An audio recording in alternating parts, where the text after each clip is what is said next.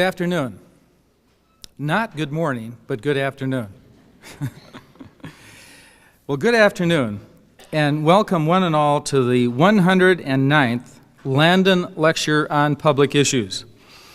The Landon Lectures were founded in 1966, and the late Governor Alf Landon gave the first lecture on December 13th of that year.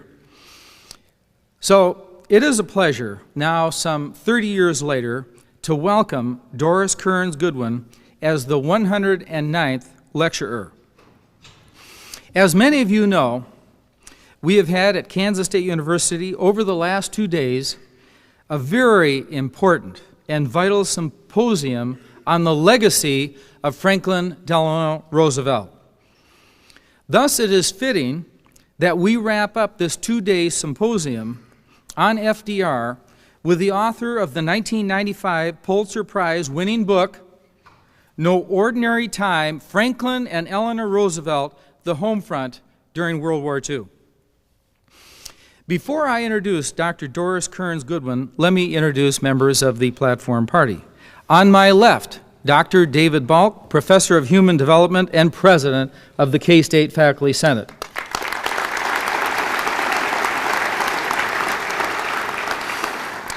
Next to him is our newly elected student body president, Tim Riemann, a junior in agricultural economics and pre-law from Derby, Kansas. Thank you.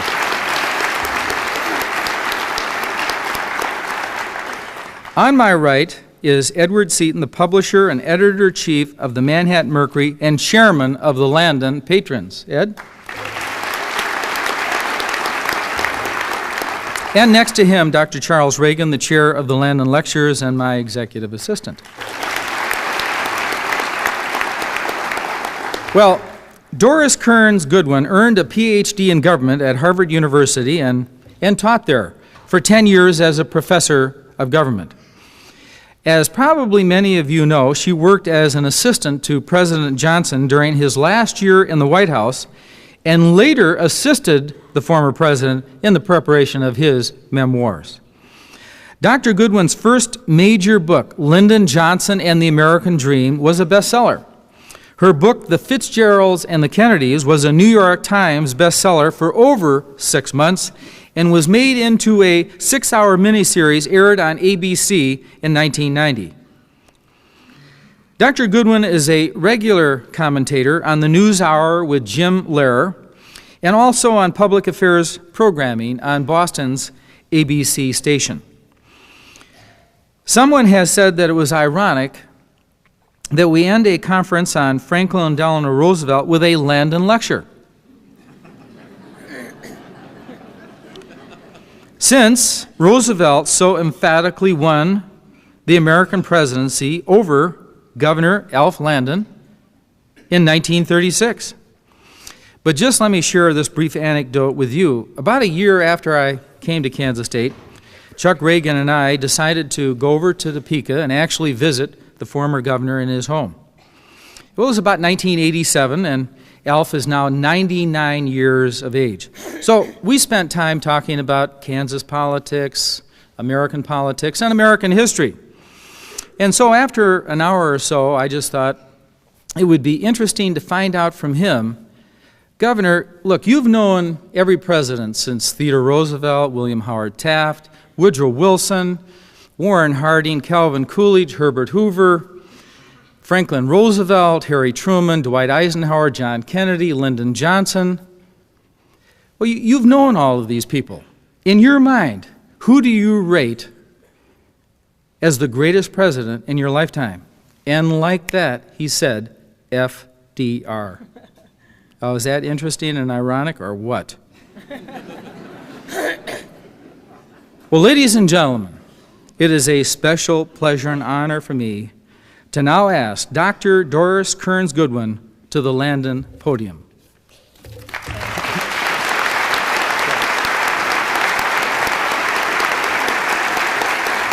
Thank you. Thank you. Let me say before I begin that it has been my great privilege these last few years to have two loves of mine come together at almost exactly the same time. First, and more obviously, my love of history was reflected in the publication of my book on Franklin and Eleanor in World War II. Embarrassingly, it took me longer to write the book about World War II than it took the war to be fought, so it was a great relief when it finally came out. And then exactly at the same time came this 18-hour documentary by Ken Burns on the history of baseball, whereas I was just telling a group at lunch, because I was an irrational female fan, he needed to have me on the air as much as possible to make up for all the male faces, so that everywhere I've gone the last few years to talk about Franklin and Eleanor, people also have talked to me about baseball. But these two loves are not as separate as they might seem, for I often root my love of history to the days when I was only 6 years old, and my father taught me the mysterious and wondrous art of keeping score, so that when he went to work during the day, I could record for him the history of that day's Brooklyn Dodger game. And he made it even more special for me. He not only sat with me for 2 hours every night as I went over every play inning by inning, but he never told me when I was 6 years old that all of this was actually described in great detail in the sports pages the next day. So I thought without me, he wouldn't even know what happened to our beloved Brooklyn Dodgers, which gave history a certain magic that I must admit it still holds to this moment. But if my love of history was planted in that childhood experience, I think my interest in the presidency was rooted in the experience of knowing one president, Lyndon Johnson, when I was only 24 years old. He still remains the most fascinating, formidable, frustrating individual I think I've ever known. I was lucky enough to work with him as a White House fellow the last year of his presidency, and then to travel to his ranch to help him on the writing of his memoirs.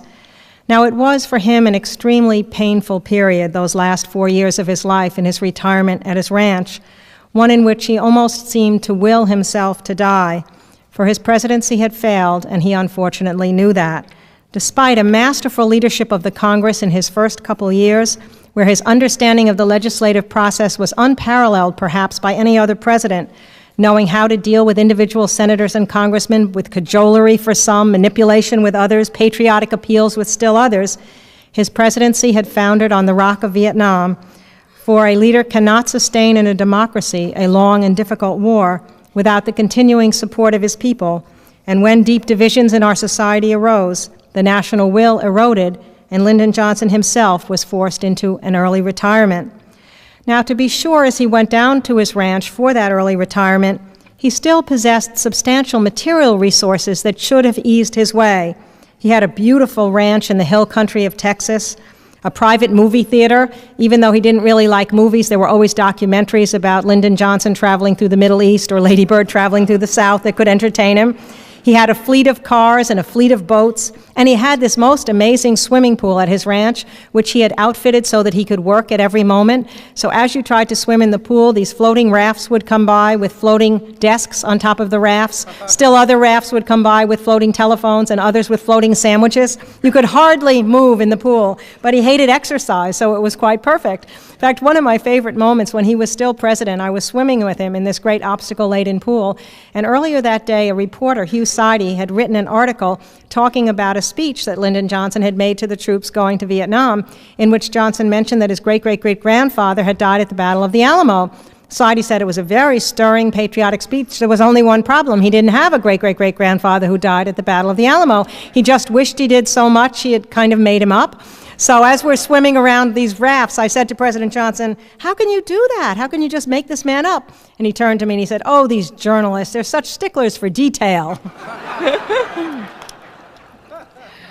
But here was a man in those last years of his life whose entire life had been consumed by power, success, and individual ambition, and as a result, he could barely get through the days once the presidency was gone. He had no hobbies to sustain him, no interest in sports, no love of books, though he had a brilliant mind. And though his family loved him, the hole that he needed to be filled with the applause of millions was so large that they couldn't sustain the love he needed. The only comfort he seemed to take in those last years was to make the ranch almost into a miniature White House. He'd been accustomed in the White House to morning meetings where he would meet with his staff, and he had a big map on the wall to determine which bills were in which committee on the Hill that day. And he would start calling the congressmen at 7 in the morning. If they didn't answer, he'd talk to the wife. If the wife didn't answer, he'd talk to the daughter. "Now you get your daddy to go along with me on this bill." Now, however, he was reduced to having meetings with 6 field hands to give them detailed instructions as to which cows would be milked at what time that day and which fields would be tractored. And at night, he'd been accustomed to getting reports on how many bills had passed the Congress, how many executive orders had been signed. Now it would be on how many eggs were laid, or more importantly to him, how many people were going through the LBJ library in Texas. He so wanted more people to go through his library in Texas than were going through the John Kennedy Library in Boston. That rivalry never ended, that after a while he would just urge the librarians, do anything you can to get them in there. Free donuts, free coffee, get them in there. And after a while, the librarians, knowing how much it mattered to him, used to have a clicker where they could click the people coming in and out, so they themselves would walk in and out over and over and over, so that he would get an escalated count at the end of the week. But I realized later that in the vulnerable state that he found himself in those last years, that he opened up to me, a young person, in many ways that he never would have had I known him at the height of his power. He talked to me of his fears, of his nightmares, of his sorrows, allowing me perhaps to see him as few others had. And I'd like to believe that that privilege fired within me the drive to understand the inner person behind the public figure that I'd like to believe I've brought to each one of my books. There's no question that that experience with him had a deep impact on my personal life as well. I talked to him only a couple days before he died, and I was teaching then a big course on the presidency at Harvard, and he told me he was reading Carl Sandburg's biography on Lincoln and trying somehow to conjure Lincoln to life, and he couldn't do it. And he realized then that he'd never be remembered by the fickle American public, that he might have been better off searching for his immortality through his children and their children in turn. I remember trying to tease him out of his sadness by saying, oh, they'll never forget you. I'll just put a question on every exam here at Harvard. Those 400 kids will have to remember you. And he said, you're not listening to me. I'm telling you something important. Get married, have a family, and spend time with them. And then only 2 days later, his greatest fear, to be alone at the moment of his death, was realized. He used to have 3 televisions going all the time. He used to have people sitting outside his room when he took a nap. But at the moment of his fatal heart attack, his wife and children were not there. He had only time to call the Secret Service, but by the time they reached his room, he had already died. Well, I'm sure not coincidentally, not long after that, I did get married and have children, and with that image of Lyndon Johnson's last years in front of me, was able to make choices I'm not sure I could have made otherwise. I was still a professor at Harvard when I had my kids, writing my second book on the Kennedys, doing nothing right because I was trying to do too much. And that story of Johnson's allowed me to know that I had to make a choice. I could either be a writer or a teacher, but I couldn't be both while my kids were little. I gave up my professorship and stayed home to write my books with my kids, and never for a moment regretted what I had done. The only time I felt a certain wistfulness, when President Carter became president, he asked me about the possibility of being the head of the Peace Corps, a job I would have adored a decade before. I explained to him that I couldn't do it. My 2 littlest kids were then 1 and 2 years old, so I couldn't be traveling around the world. He understood that, but then I added in, and you see, I'm also a huge Red Sox fan, and I think this is the year we're going to win the World Series, so I can't be traveling to Asia. There was this huge silence on the other end, and I'm sure he was saying to himself, thank God, who is this person anyway? But nonetheless, when I look at the young men my sons have become, the youngest is now a freshman at Harvard, another one is a junior at Amherst, and the other one just out of college. As you all know, it goes so quickly. I've never for a moment regretted whatever might have been. But I'm not here today to focus on Lyndon Johnson. It's just that I have the feeling if I don't mention him first that he's out there saying, how come that book on the Roosevelts was twice as long as the book you wrote about me? So let me turn to the subject at hand for the Landon lecture and start by saying that if I had to choose one quality above all others that was most important in shaping Franklin Roosevelt's leadership, it would be his absolute confidence in himself, in his country, and in the democratic system of government. A confidence shaped in part by being the adored child of loving parents, in part by the possession of unusual talents, and in part by the transforming experience of triumphing over his paralysis. It was a confidence so deep that it provided him with an inner well of serenity through the most terrible days of the war.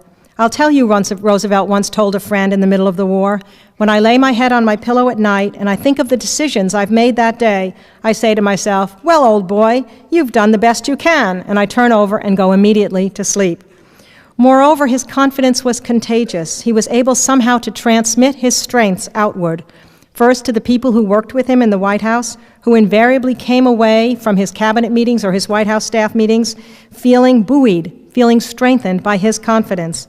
And then to the people at large, through a remarkable series of fireside chats on the radio, which he deliberately timed to move public opinion forward at critical moments in our history to shape and to educate public opinion. I had always assumed that he was on the radio every week, as our presidents currently are, only to discover that he only delivered 2 or 3 of these fireside chats every year, deliberately holding himself back to wait for the moments when the country needed to hear from their president. He understood something our modern politicians seem to have not understood, that less is more, and that if you hold yourself back and go forward when you're needed, the country will mobilize around your thoughts.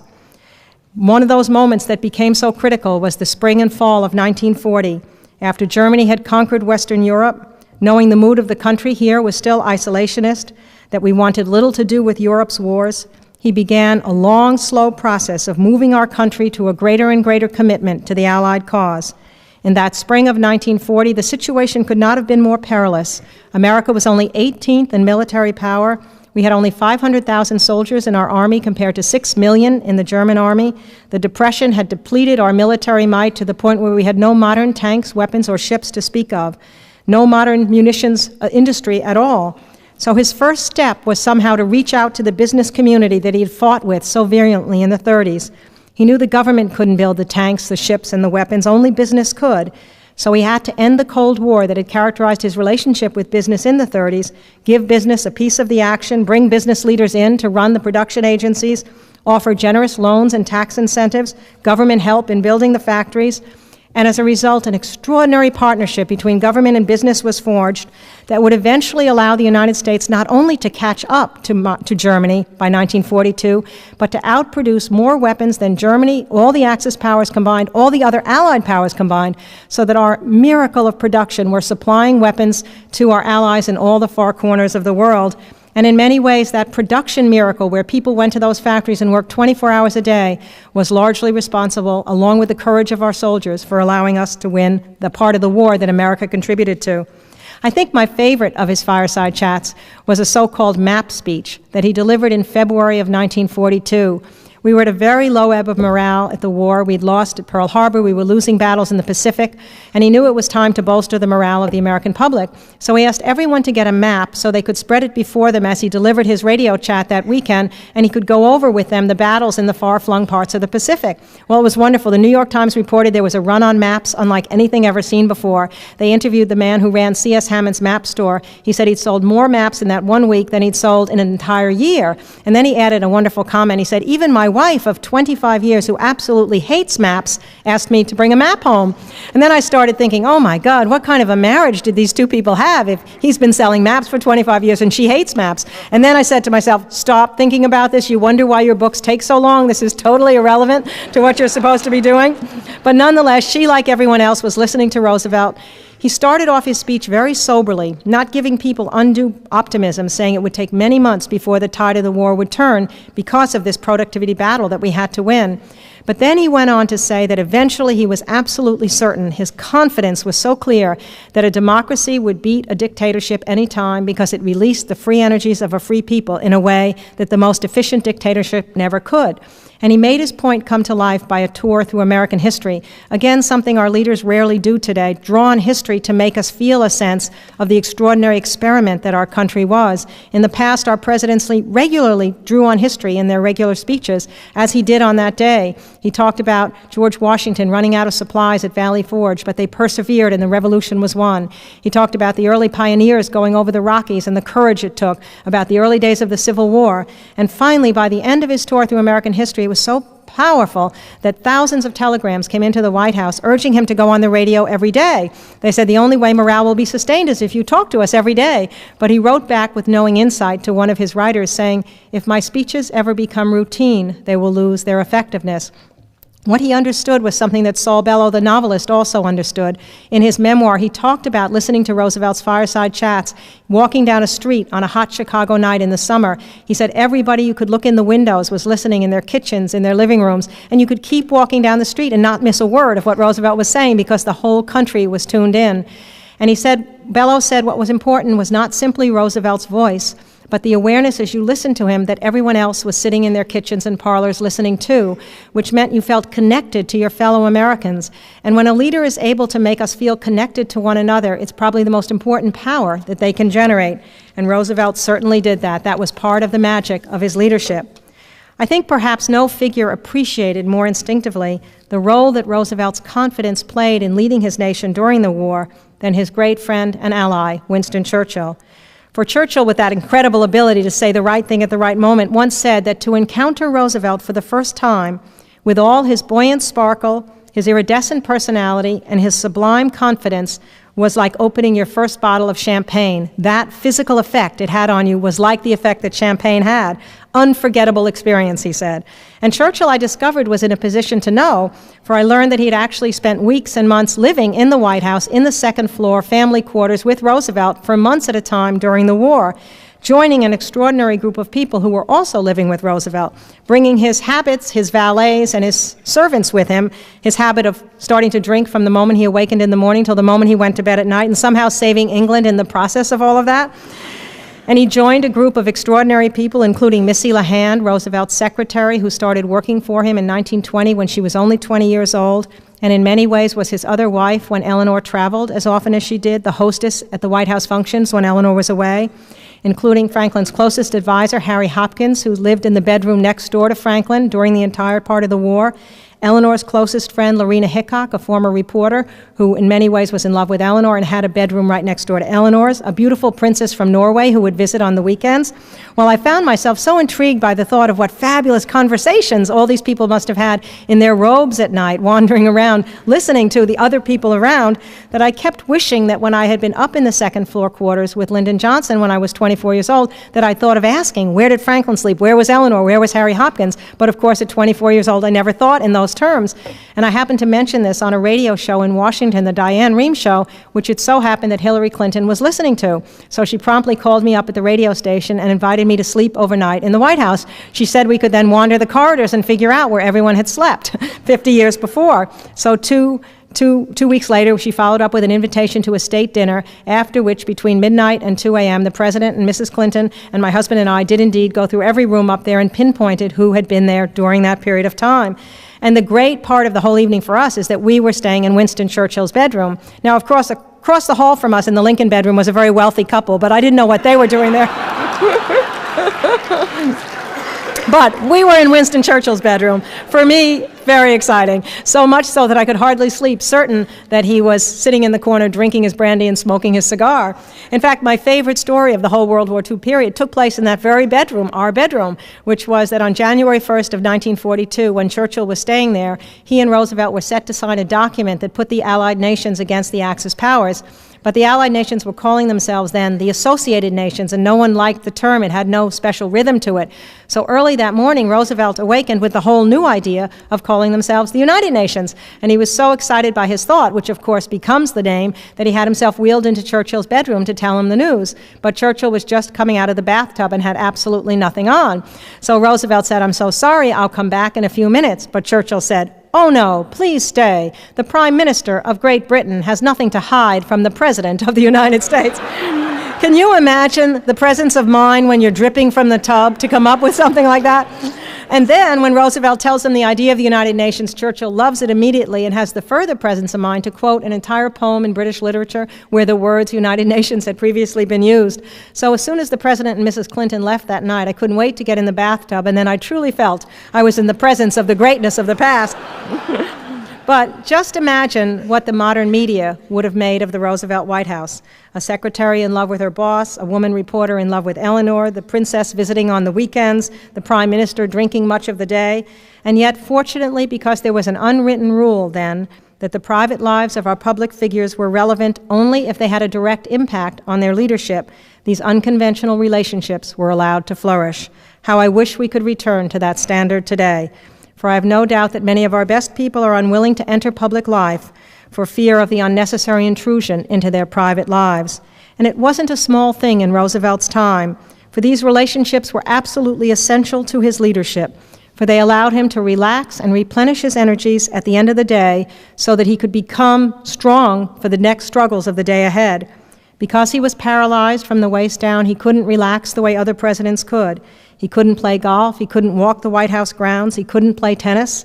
Conversation was the main form of his relaxation, and having the people that he wanted to talk to living in such close quarters allowed him to call on them at any hour of the day or night.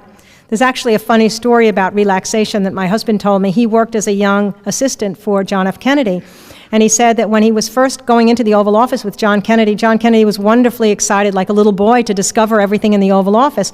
And he said that he brought my husband in and he said, look at these marks on the floor, kind of pock marks on the floor that go from the desk to the garden out here. I couldn't figure out what they are, and I finally figured it out. You see, Eisenhower would sit at the desk, put his golf shoes on, and then walk out this way to do his putting on the grass outside. Well, he left these pock marks on the floor. I finally figured it out. And then Kennedy turned to my husband and he said, well, I guess we all have our own means of relaxation. At least mine won't leave pock marks on the floor. When we later learned what they were, it turned out that was true. But nonetheless, for Roosevelt, having those friends near him to talk to became incredibly important. And I think more than any other leader I've read about, his ability to relax and turn the problems of the day off was extraordinary. Every night, for instance, he had a cocktail hour where the absolute rule was you could not talk about politics. This group would gather together, they would discuss movies they'd seen, books they had read, gossip, who was involved with whom, as long as nothing serious was brought up. The only times that he didn't get his way was when Eleanor came to the cocktail party and then somehow slum clearance or civil rights made its way into the conversation. But most of the time, the lighter conversation prevailed. And then in the midst of the worst days of the war, he would hold marathon poker games with his cabinet officers. The only thing he thought about was how to beat the other guys in poker. There's a wonderful story told about an annual poker game that he held on the night that Congress was set to adjourn, with a strange rule that the exact moment that the Speaker of the House called the President to say that Congress was adjourning, whoever was ahead at that moment would win the game.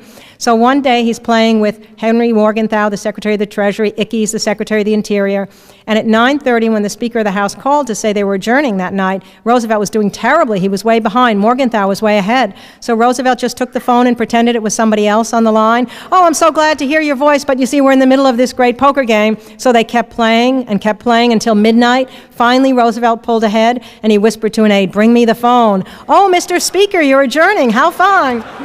Well, he wins. Everything's great. He gets all the chips, all the money, until the next morning when Morgenthau read in the newspaper that Congress had adjourned at 9:30. They said he was so angry that he actually resigned his cabinet post until, of course, Roosevelt charmed him into staying. Now, he was also able, in the midst of the war, to go off on 10-day fishing trips, almost unimaginable today. The press would follow him on a second boat, but they didn't have little tugboats coming up to his boat at any one moment in time. And what he said was that he needed the solitude that those trips provided to think, which was so hard to do in Washington. And indeed, on one of those trips, he came up himself with the whole Lend-Lease idea that allowed us to lend our weapons to Britain before we got into the war on the presumption we would get them back at the end of the war, much as you would lend a hose to your neighbor's house on fire so you could save yourself as well as your neighbor. And then he loved movies. He loved adventure movies and mystery movies, which he used to bring into the White House on a regular basis. Again, he didn't like anything serious, but when Eleanor chose the movie, somehow The Grapes of Wrath or a documentary on civil rights, he would sit and watch. And yet, despite the major differences in Franklin and Eleanor's temperament, indeed I would argue because of those differences, they forged their historic partnership. A partnership that's all the more remarkable when one realizes that in many ways it was forged in the pain of Eleanor's discovery in 1918 that Franklin was having an affair with a young woman named Lucy Mercer. She came upon a packet of love letters from Lucy to her husband and later said the bottom dropped out of her world. She offered him a divorce immediately, but fortunately for them and the country at large, after much discussion, he pledged never to see Lucy Mercer again, and she agreed to stay with him in marriage. But this catastrophe in their private life reconstituted their relationship, for it gave Eleanor something few married women had in 1918, the freedom to go outside her home to find her fulfillment.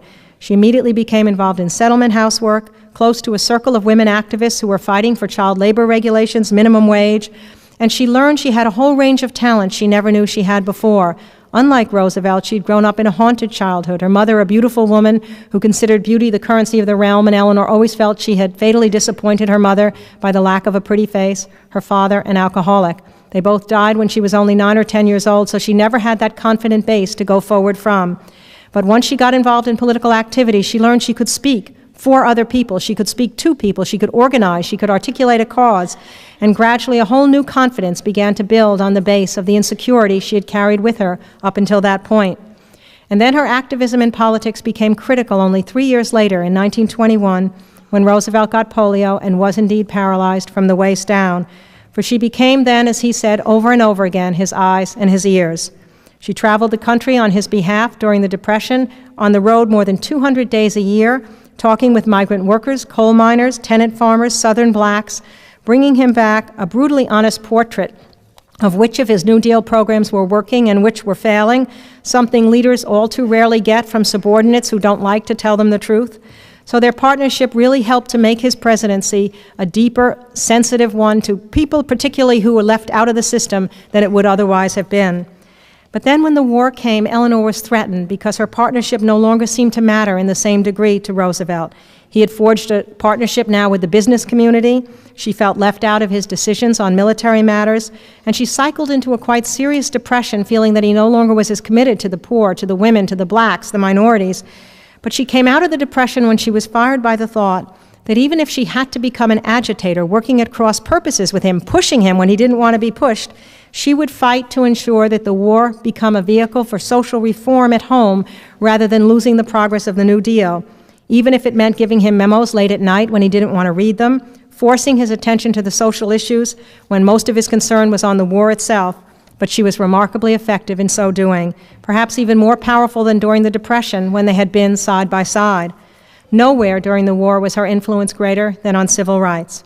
At the start of the war, big industries openly refused to hire blacks for all the new factory jobs that were mobilizing, but a growing civil rights movement under A. Philip Randolph threatened to march on Washington to protest the discrimination, and fearful of the march, Roosevelt asked Eleanor to intervene with Randolph. Randolph agreed that he'd call off the march only if Roosevelt would sign an executive order creating the first Fair Employment Practice Commission, which had sanctions and incentives to get business to open its doors to blacks on an equal basis. Roosevelt agreed to do so, and as a result, more than 2 million blacks got jobs during the war that they probably would not have had otherwise. I interviewed one of these men, a wonderful man named William Barber, who was the first black motorman in the history of Philadelphia's mass transit system. And he told me that when he got the chance through the FEPC to take the exam, he was so proud. He had scored a 95. He knew he was going to be a pioneer for his race.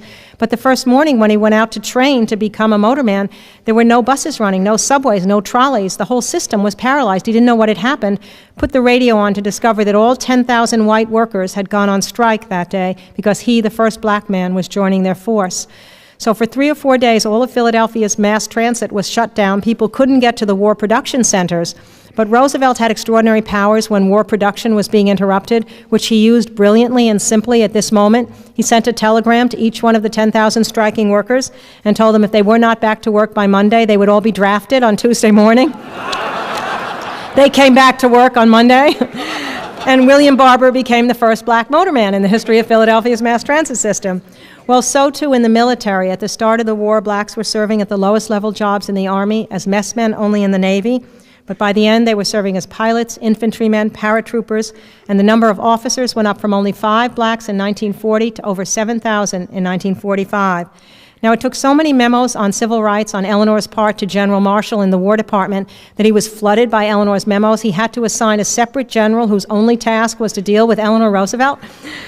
Well, you can imagine the criticism that she provoked. "Can't you muzzle that wife of yours?" Roosevelt was repeatedly asked. Or, "Do you have lace on your panties for allowing her to speak out so much?" The same refrain I fear we hear today. If the woman is strong and independent, the man must be correspondingly weak. That never worried Roosevelt. Or one of my favorite criticisms came from an aristocratic woman who visited the White House on a tour, got dust on her white gloves on the banister, and she wrote to the president, "Can't Eleanor stay home and clean the White House instead of running around the country on civil rights?" And then every time Eleanor went to the South, it was rumored that she was starting an organization called Eleanor Tuesdays. It certainly was not true, but the rumor was fantastic, which said that every Tuesday morning, a black woman would come out on the street in honor of Eleanor and knock a white woman flat to the sidewalk as a bounty for Eleanor Roosevelt. She had the FBI investigate, did Eleanor Tuesday organizations exist? They did not exist, but they were so widely believed to exist that many, many Southern white women stayed home on Tuesday mornings, fearful of Eleanor Roosevelt's Tuesday, which showed that she touched the imagination of the country. And there's no question that her activities during the war helped to make the war years critical years in the civil rights revolution, in many ways setting the foundation for the later progress of the 50s and the 60s. Now, beyond civil rights, Eleanor was also far ahead of her time in championing the movement of women into the factories during the war. Through her speeches and her columns early in the war, she countered the resistance on the part of the factory owners who said the women will never learn how to operate these complicated machines, they'll distract the men on the assembly line, productivity will go down. But of course, by the middle of the war, as more and more men are going into the armed forces, they had to turn to women. And the great thing was that the productivity shot way up rather than going down, as 60% of the jobs in the shipyards and the airplane factories were held by women during the war. So these same factory owners decided they better do a study to figure out how had these women learned to operate these complex machines so well. I love the answer that came back to one of the studies. It said it was very simple, that when a woman, unlike a man, was asked to operate a new piece of machinery, she would ask directions. I think any of us that have ever driven endlessly around places know what that means. Well, now, once the women were such an important part of the productive workforce, then Eleanor's voice was the one that was critical to tell businesses that setting up a daycare center was as essential as setting up a cafeteria, that they had to help women balance their home and working responsibilities. Much resistance at first, but eventually an extraordinary partnership between government and business set up a series of daycare centers all around the country, operating 24 hours a day, providing an early education for the kids, and even providing hot meals for the women to take home at the end of the day so they wouldn't have to cook once their shift was over. All of which allowed the productivity so essential for the continued success of the war effort to continue uninterrupted. Now, to be sure, the partnership between Franklin and Eleanor was not without flaws on both sides. At times, Roosevelt said Eleanor had a backbone that simply wouldn't bend. She was so concerned with what should be done, she wasn't sensitive enough to what could be done. She was so caught up with her good works that she couldn't relax with him at moments when he needed her to relax more than anything else in the world. At times, Roosevelt was so skilled in anticipating what other people wanted from him, so concerned with charming others, that he would seem at meetings to be agreeing with what everybody said, when in fact he wasn't agreeing at all, and they left quite confused about where he was going. One of his disillusioned aides said, indeed, that fewer friends might have been lost by bluntness on his part than by the misunderstandings that arose from his charming ambiguity. At times as well, Roosevelt loved the job of being president so much that he never prepared a successor, never really brought Harry Truman in vice presidential years to the major decisions, including the A-bomb, that he should have brought him in on, but didn't want to think, I think, of anybody coming after his presidency. He was so comfortable in the role of being president. And beyond these failures, one must concede even more serious failures, which led to his incarceration of the Japanese Americans on the misguided grounds that it was national security, producing one of the greatest violations of civil liberties in our history, and in my judgment, to the lack of a more decisive response to the plight of the European Jews, both during the early years of the war and once the war got underway. It was these two last failures, with the Jewish question and the Japanese Americans, that Eleanor considered the greatest failures of Franklin Roosevelt's presidency. But I think in the end, as Eleanor would be the first to proudly admit, and as the opinion of historians would roundly confirm, Franklin Roosevelt's great strengths far outweighed his weaknesses. His leadership at home kept the American people working together during the strikes, the riots, the difficulties with the draft in the early times of the war with full energy and commitment through the most deadly war in human history. And his leadership abroad kept the Allies working together on the side of freedom until a great victory was achieved that preserved Western civilization from the yoke of Axis tyranny. Indeed, it was Eleanor's abiding respect for her husband's great strengths as a leader that allowed her in the months after his death to come to terms with the deep hurts that had arisen during the war in their personal relationship. Roosevelt had suffered a series of losses during the war. In 1941, his secretary, Missy Lehand, though only 40 years old, had suffered a devastating stroke and was never able to speak intelligibly again. And 3 months after Missy's stroke, his mother, the formidable Sarah Delano Roosevelt, died at Hyde Park. These two women had been so important to his life that he was very lonely once they were gone, and he turned to Eleanor and in many ways asked her to be his wife again, to stop traveling. He needed her even more as a companion than as the remarkable political partner she had become. It's one of those times as a biographer when you want to reach back and say, Eleanor, just do it. I know you two love each other, and I know you'll never regret this as long as you live. But I understood why she couldn't. He had hurt her so deeply so many years before. And painstakingly, she had developed a separate sense of identity by being on the road as Eleanor Roosevelt rather than being in Washington as his wife. And she felt she had been given the chance to be a voice for people who did not have access to power, to the poor, the minorities, tenant farmers, etc. She couldn't go back on that promise. So even though she told him she'd try to stay home more, she found herself almost like a magnet drawn to the road. And by 1943, she was traveling as much as she ever had. So finally, in his loneliness, he brought their eldest and only daughter, Anna, into the White House to be the hostess that Missy had been when Eleanor traveled.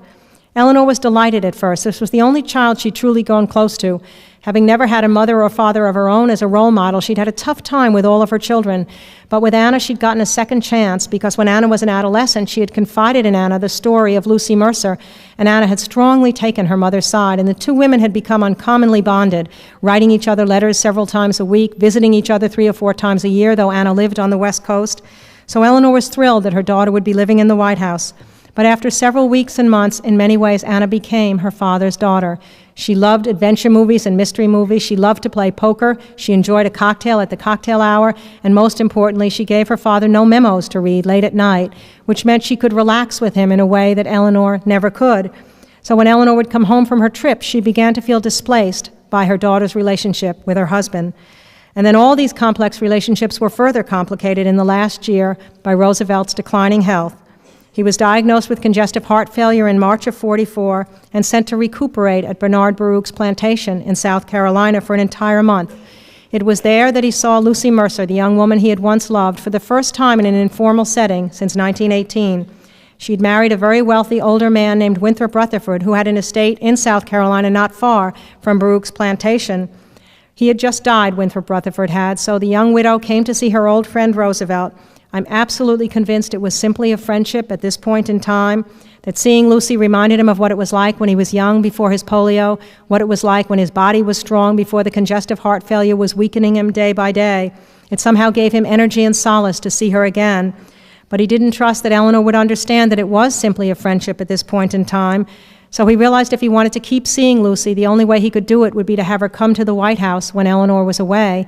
And the only person he trusted to make that delicate set of arrangements was his daughter, Anna. You can imagine the dilemma that Anna found herself in when she was asked by her father to do this for him. She later said she felt caught in a crossfire, didn't know what to do because she loved them both so much. But she could see that her father was dying in that last year in a way that Eleanor somehow missed. It was Eleanor's great strength that had helped him through his polio, convinced him he could still be a public figure despite being a paraplegic. And now Eleanor believed he would conquer heart disease much as she thought he had conquered polio. But Anna, seeing him on a daily basis, saw the ebbing vitality, the loss of energy, the depression that was settling in as his body was failing him, and came to the conclusion that if seeing his old friend Lucy could give him any kind of comfort, as all the battles of the war were still ahead, D-Day still before him, the Battle of the Bulge still to come, who was she to prevent it from happening? So she invited Lucy 6 different times that last year. Each time Lucy stayed a week at a time and simply had dinner with Roosevelt every night in those weeks. Now, I've traced where Eleanor was on those nights, and what makes it so complex is that always she is where she wanted to be, with women when they won awards for excellence in the factories, with civil rights leaders when the War Department orders came down, desegregating the PXs and the movie theaters in the Army camps. So it all might have worked out with no one being hurt, had it not been for the unfortunate fact that Lucy happened to be in Warm Springs, Georgia on April 12, 1945, when Roosevelt collapsed and died. She knew enough to leave the moment he collapsed, but later that night when Eleanor flew down from Washington, where she'd been delivering a speech at the moment of his collapse, she found out that Lucy had been there, and then pressing people found out that Lucy had been to the White House many times that last year, and that her daughter Anna had been the one to make those visits possible. I can't even imagine the dignity that somehow she mustered within herself to allow herself to accompany her husband's body on the famous train trip from Warm Springs, Georgia to Washington, D.C., and never let the world know the hurt she was feeling inside as hundreds of thousands of people gathered on the train track for the last glimpse of their fallen leader. But when she got to Washington, she immediately raced to Anna's room, and Anna later said her mother was so angry, so cold, so unwilling to listen to Anna's explanation that she felt caught in a crossfire and didn't know what to do, that Anna was convinced that her relationship with her mother had been destroyed forever. When I reached that point of the story, which should have been, with his funeral a few days later, a natural ending for the book, I couldn't bear to let it end there. So I decided to study Eleanor for the next months, years, to see if anything had indeed softened her opinion, and was so delighted to find that indeed later that summer in 1945, something did happen in Eleanor's heart as she began traveling the country again, resuming her old habits. For everywhere she went, people kept telling her how much they loved her husband. Porters, taxicab drivers, elevator operators told her how much better their lives were as a result of his leadership. Blacks shared with her the sense of mastery they felt in the jobs in the factories, the pride they felt in the courage they'd shown in the battlefield. Women talked of the new independence they had found in the workplace, the sense of camaraderie. And even though the factories that summer were firing the women unceremoniously as the war was coming to an end and closing down the daycare centers not to be reopened for an entire generation, Eleanor could see that the war had been a powerful turning point in the history of women, that a new consciousness had been formed, indeed, that would form the foundation for the women's movement in that next generation. She talked to veterans who were going to college on Roosevelt's remarkable GI Bill of Rights, the majority of whom would never have had the opportunity for higher education without this generous piece of legislation. She talked to union leaders to discover that unions were stronger at the end of the war than even ever before, despite the partnership that Roosevelt had forged with the business community that had so frightened her at the start of the war. She realized, she later said, she'd been fighting him on so many issues during the war that she had lost sight of the larger picture. But now she understood that the war had indeed become a vehicle for social reform in more ways than she ever could have dreamed. And once she began to think about how the country had been transformed from a pyramidal society to a giant middle class, with every sector of the society improving as a result of the war, once she realized that, she began to put in her mind a metaphor that had a somewhat romantic notion to it, as if a giant transference of energy had taken place, that at the start of the war, Roosevelt was strong, vital, and productive. The country was weak, isolationist, unprepared for war, but that gradually he had projected his strength onto the country, which got stronger and stronger, while he was drained of energy and got weaker and weaker, until he was so weakened that he had died, but the country emerged more powerful, more productive, and most importantly to Eleanor, more socially just than ever before. Once that image lodged in her mind, she was somehow able to reach deep within herself and fully forgive him for resuming that friendship with Lucy in the last year of his life, being with Lucy when he died. And then just as the war came to an end, she was able to go to their daughter Anna and forgive her fully as well, affording a reconciliation between mother and daughter that reestablished a close relationship that then went on to last for the rest of their lives. So in conclusion, as I look at this complex story of the Roosevelt home front during the war, I can only say that I feel empathy for both Franklin and Eleanor. Too often people feel the need to take one or the other side. I'm convinced they never meant to hurt each other. They were simply trying to get through their lives with the best possible mixture of affection and respect through work, love, and friendship. To be sure, they both had untended needs in their marriage that only other friends could fulfill, but they both understood that. To be sure, it is possible to look from the outside in, as the media might do today, and accuse Roosevelt of infidelity for resuming his friendship with Lucy in that last year of his life, accuse him perhaps of harassment for his close relationship with his secretary, Missy LeHand, and accuse the daughter Anna of betrayal of her mother. And yet every one of those labels, in my judgment, would totally miss the mark of trying to understand the lives of these large individuals. For in the end, I believe the real challenge of history is somehow to resist the tendency so prevalent today, the tendency to label, to stereotype, to expose, to denigrate, and instead to bring common sense and empathy to our subjects so that the past can truly come alive, even if just for a few moments, in all of its beauty, sorrow, and glory. I thank you so very much for being with you today. Thank you. Thank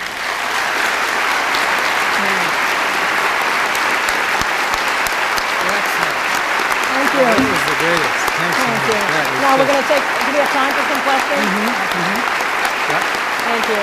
I'll tell you, dynamic, excellent. Thank you. You're a great teacher. You got to get that. Are you going to say something? Yeah. Oh, okay, so I'll write Yeah. for you.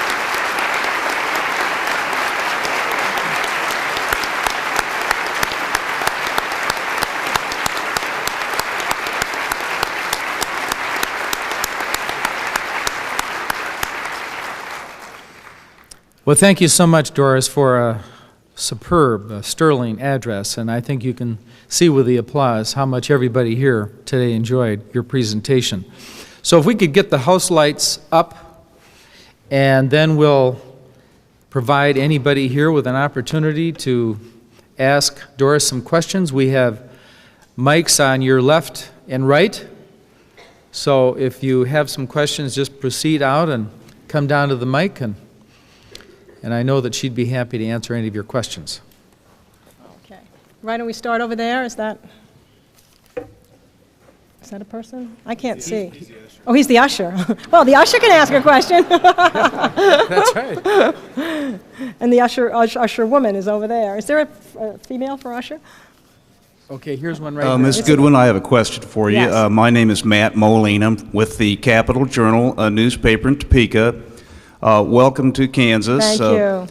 I wondered, if you, in your study of the Roosevelts, if you could kind of describe what it is that Franklin Roosevelt meant to so many people, especially maybe even here in Kansas, a rock-ribbed Republican state, he carried the state twice, 32 and 36, the last Democratic president to do so. And by the way, your former boss, Lyndon B. Johnson, is the last Democrat to carry the state in a presidential campaign. I just wondered, again, what do you think average people, even today, would remember about Franklin Roosevelt, and how might you place him in the hierarchy of American presidents? Oh, I'd be glad to answer that. I think Eleanor one time said that she thought what Roosevelt would be most remembered for was that at the end of the day, he asked himself continually, what have I done to make the lives of the ordinary man and woman and child in this country better? I think he thought in those very specific terms, putting a roof on their head if he could help it, helping with their mortgage, helping with the necessities of life during a depression that the ordinary system had failed to provide. And in the end, when we look at our presidents, I think those who somehow have either sustained the ideals of our country, like Jefferson, or those who created the republic in many ways, like Washington, or Lincoln and Roosevelt, who somehow managed to create an extension of social justice, that often becomes something that gets remembered in time.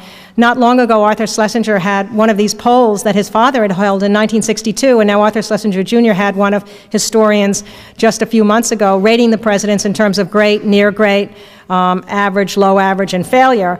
And the only three presidents who became great in our poll, I was a member of the poll, were Roosevelt, Washington, and Lincoln.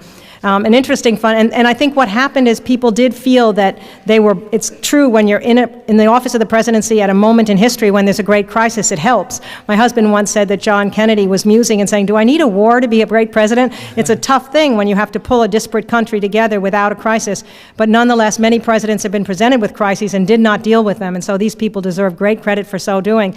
One funny story is I happened to be in the White House not long after, to receive an award, not long after this poll came out, and I knew that Clinton cares so deeply about how he's going to be regarded by history. And it happened that the very day I was there was the day that Walter O'Malley Jr., or Peter O'Malley, the son of the Brooklyn Dodger owner, announced that they were going to sell the Brooklyn Dodgers. So there was a huge headline in the New York papers saying, maybe Brooklyn can get the Dodgers back. So I was sitting next to President Clinton at dinner, and I said, I'll make you a deal. Here's a pledge. If you get the Dodgers back to Brooklyn, I'll rank you great in the next poll. And it was so embarrassing, though. He then went and told everybody she doesn't care about campaign finance reform, about education, about health, and I didn't really mean it that way. But anyway, what else is on your minds? Doris, we have Victoria Choites, who's our Truman Scholarship winner. Oh, wonderful. Congratulations. I would like to welcome you to Kansas State University. Your storytelling style is just as great in person as it is in your books. So thank you. It was really enjoyable. I wanted to ask you a question about Eleanor Roosevelt. In all the accounts, she's this whirlwind of activity that's always going around saving the world and so intense and serious. Did she ever relax? And if she did, what did she do to relax? Well, you know, it's interesting. It's a wonderful question. I think as she got older, her capacity and more confident, her capacity to relax did increase. I think part of the intensity in the whirlwind activity was escaping from the kind of sadness that lay within her from that early childhood. Somehow, as she kept busy, she didn't have to think about the lack of intimacy that she may have felt in her marriage, the lack of confidence that she felt in herself. And when she did relax, the interesting thing is her friends, her girlfriends would say it was almost like adolescent forms of relaxation, pillow fights, things that somehow she had missed that whole stage of life. She used to get crushes on guys and crushes on girls the way you would as an adolescent. But later in life, much later, after he had died, she was finally able to have a cocktail and relax in that way, which she'd never been able to do before, obviously fearing the alcoholism that had been there. And there were some occasions when there was a pool at her house at Val Kill in the Hyde Park estate, and she did like swimming in the pool, and there are some home movies that are wonderful that show other people pushing her in the pool, and you're so glad to see that, because as I say, I think that one of the burdens she carried with her, even people say on New Year's Eve, she would toast the New Year's with Roosevelt, and then go back in her study and write her letters and complete her mail until 3 o'clock, and then be up at 6 in the morning going around. But sometimes I do think that frenetic activity covers an inability to just sit with oneself because there's too much sadness in oneself. So as she got older and felt a little better about life and herself, then that capacity to relax did increase. Thank you. Anything else on your minds? think that's it. Well, I am so delighted to be here and to be part of this lecture. And I must say, as I look at Nancy Kassenbaum-Baker, here is a woman whose entire life is one that has produced respect at the end. And if only in public life we had more people like her, the cynicism that we feel in public life would be so reduced. So I am so honored to be part of her and part of here today. Thank you. Thanks so much, Doris. Boy, you were just great. Thanks a lot. Thank you.